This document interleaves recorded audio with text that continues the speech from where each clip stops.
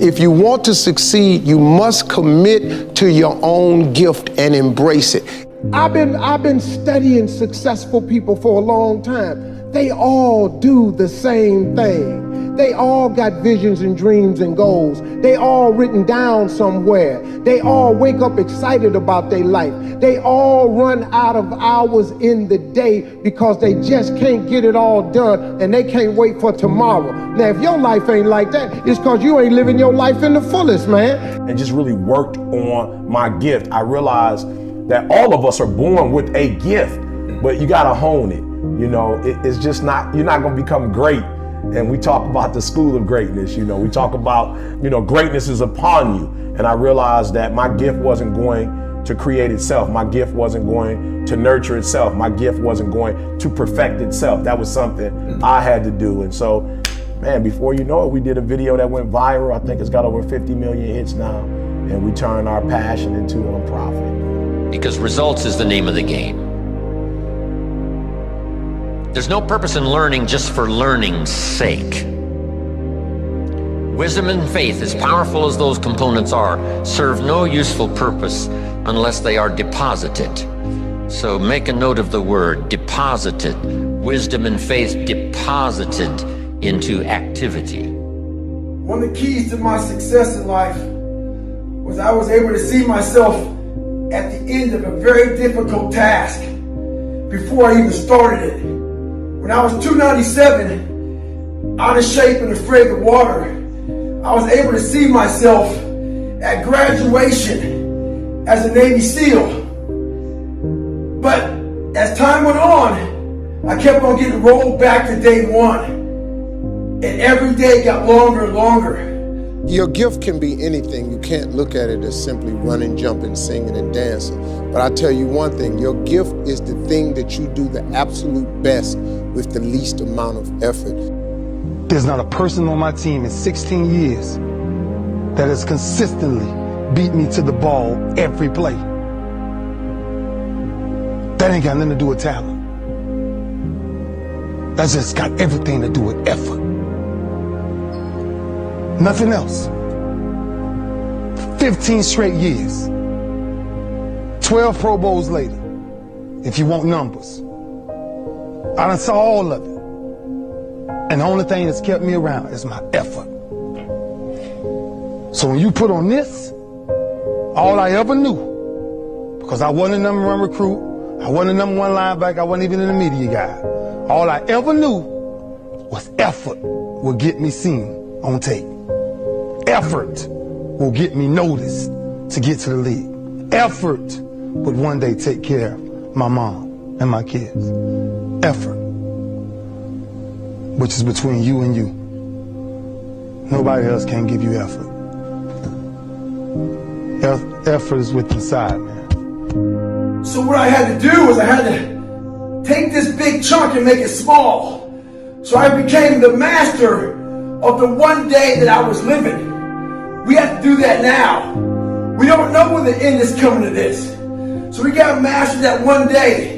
It may keep on getting pushed back day after day. If you master that day and want to be harder and stronger, you'll figure it out. Stay hard.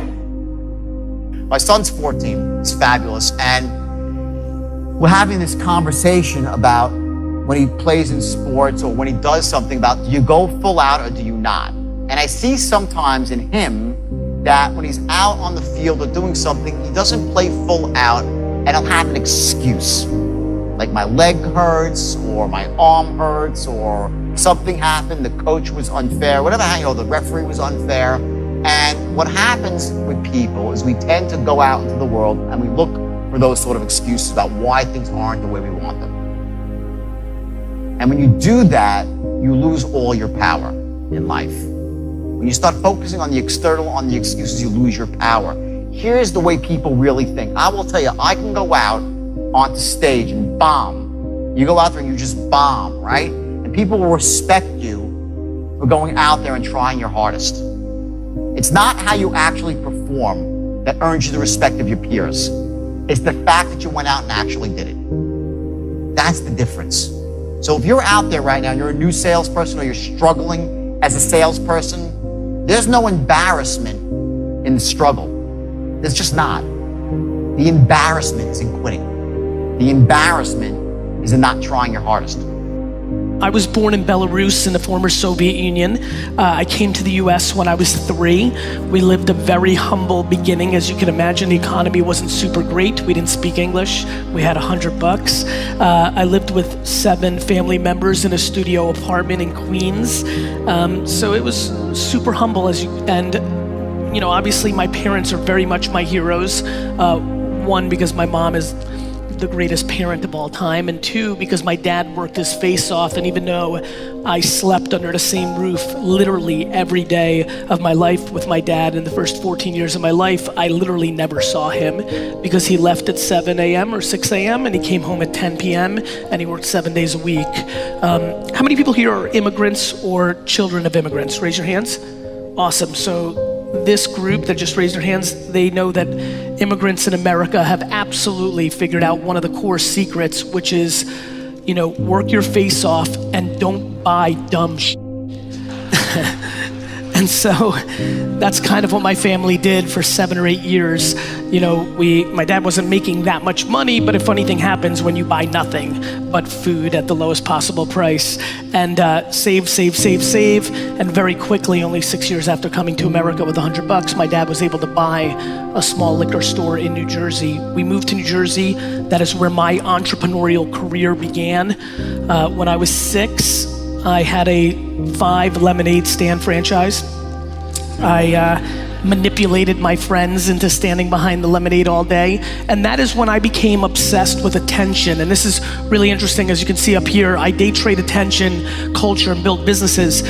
At 6 years old, I would spend my summer days literally walking up and down the streets of New Jersey, sitting down on the curb, watching cars drive by so that I could figure out which tree or post was better for me to put a sign that said lemonade a quarter.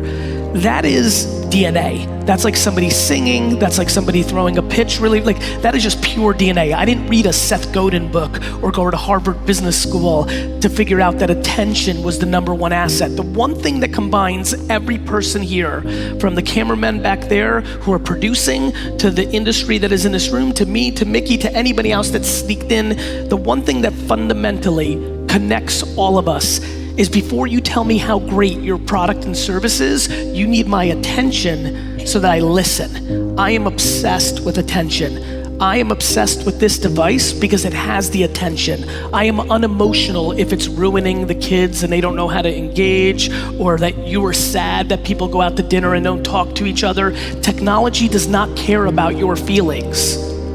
And so I, as a human, may have some opinions about parenthood and society and privacy as a human, but as a businessman, I am unemotional and not romantic. All I do is follow where the attention is, and I figure out how to storytell in there to create the action that I desire. You have to practice who you want to be.